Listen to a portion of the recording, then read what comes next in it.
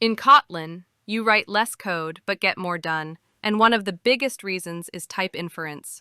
But with power comes precision. Kotlin also expects you to be very clear when you switch between types, and that's where type conversion comes in.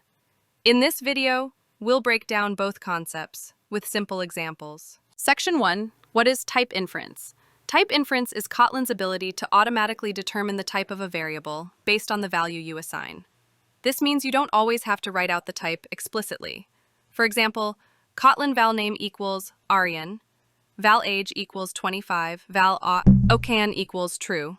Kotlin automatically knows that name is a string, age is an int, equest is a boolean. The compiler infers it for you, saving you time and keeping your code clean. But remember, Kotlin still enforces strong typing. It just lets you skip declaring the type if it's obvious. Sometimes you may want or need to specify the type, especially when working with APIs.